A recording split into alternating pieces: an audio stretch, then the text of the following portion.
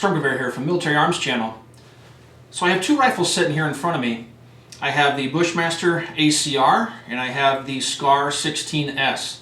Now I have these two rifles sitting in front of me because I'm kicking off a series of videos where I'm going to compare these two rifles to each other. The impetus behind these series of videos is that the U.S. Army has recently decided to open up military trials to replace the M4 carbine in service. So these two rifles will definitely make an appearance in those tests, and they're destined to be basically juggernauts in those tests. And the reason I'm using them in this video is because they're commercially available. You can pick them up at your local firearms dealer, and they range between 1,800 to 2,000, 2,200 in the case of the ACR, and you're looking at about 2,000, 2,200 bucks for a SCAR 16S. So as I mentioned, this will be a series of videos.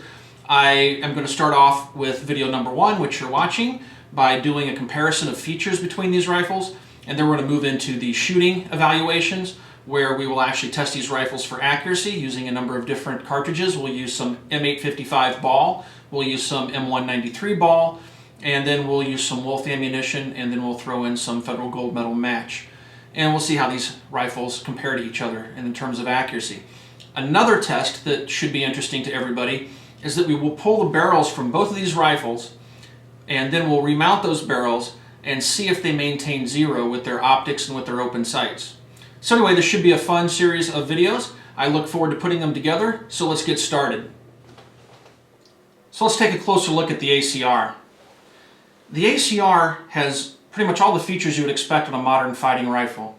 First of all, it has a three-way adjustable stock. You can adjust the stock for length of pull by squeezing these buttons here in the rear and simply pulling on it. It has several positions, about 6 positions that you can adjust it to.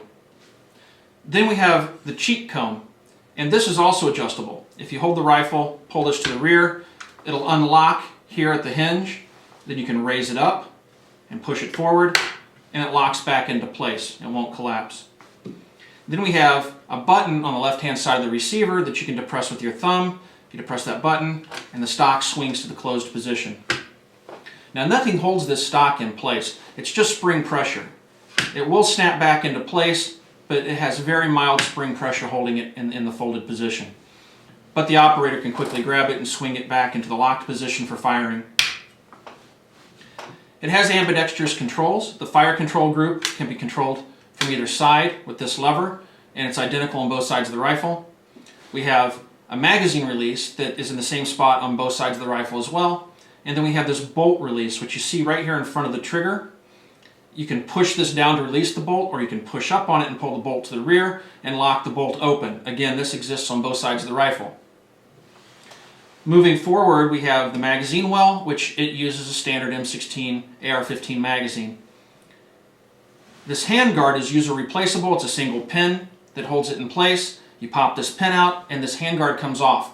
Bushmaster does sell a standard polymer handguard that replaces this metal quad rail system. Across the top of the rifle, we have a full-length monolithic rail that runs the full length of the rifle, and it comes with, the enhanced version comes with Magpul sights, which can be quickly deployed or stowed away. On the other side of the rifle, we can see the charging handle. Here's the charging handle for locking the bolt to the rear, charging the weapon. This is ambidextrous in that you can actually replace this on the opposite side of the rifle. You do have to disassemble the rifle to do it, but you just take a bullet tip, there's a hole here in the top of the receiver, you push a bullet into that hole, release a detent, pull this out, push it on the other side, take the bullet out, and now the charging handle operates from the other side of the rifle.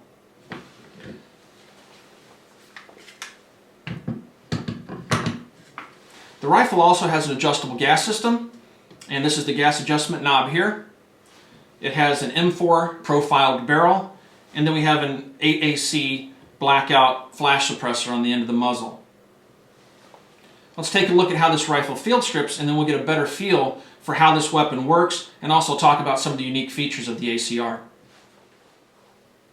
To disassemble the Bushmaster ACR, first you want to check to make sure that the weapon's clear. Then you can begin the disassembly by depressing this pin. the pin should push out without the assistance of a bullet or anything, but you can use a bullet if you'd like. You pull that pin out, and then the rifle will hinge open, much like you would expect an AR-15 type rifle to hinge open. Then you have a pin in the front. You push that pin out, and the upper and lower receivers will separate. To further disassemble the upper receiver, first you'll want to push the bolt and carrier all the way forward so that the charging handle is all the way forward. Once the charging handle is all the way forward, it will release, and then you can actually pull the bolt and carrier out, and you'll notice that the charging handle does not reciprocate with the carrier.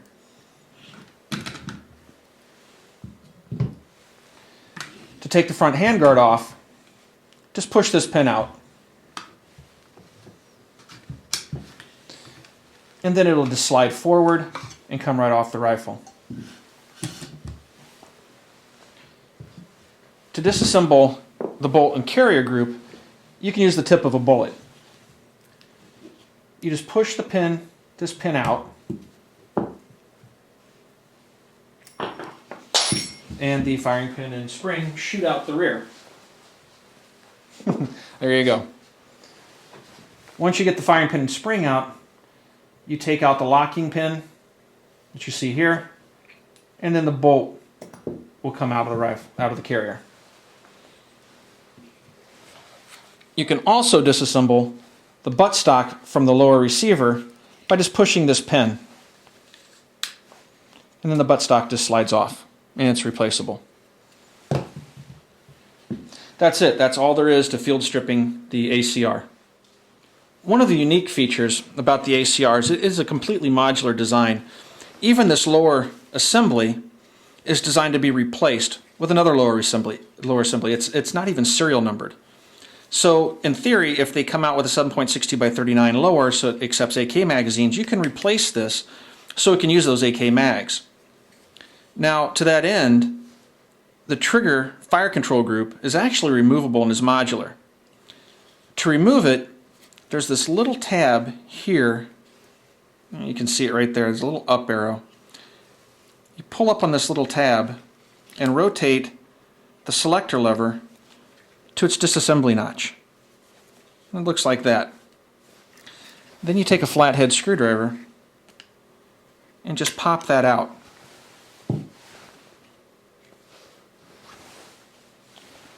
Once it's out, you can pull up on this little lever again and just slide the selector lever completely out of the lower assembly.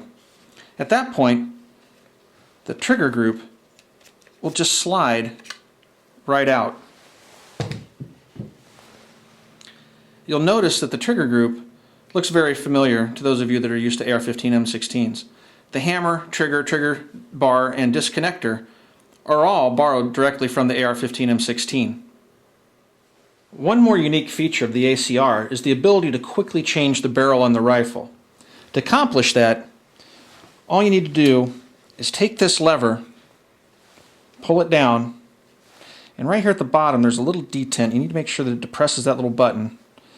Pull it down and rotate it, and that releases the barrel. You'll see that this little locking nut is free to slide out.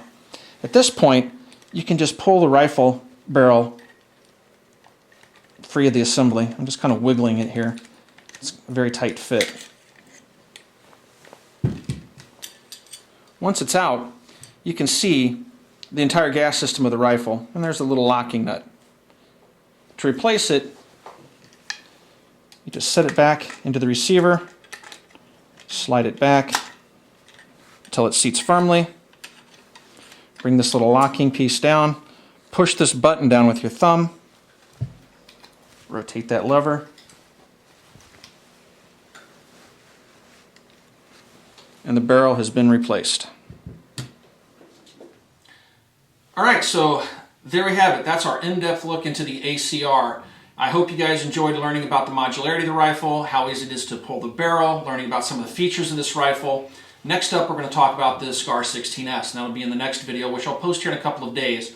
We'll take the same in-depth look, we'll talk about the features of this rifle, and we'll tear it down. You'll get an idea of what it's made of.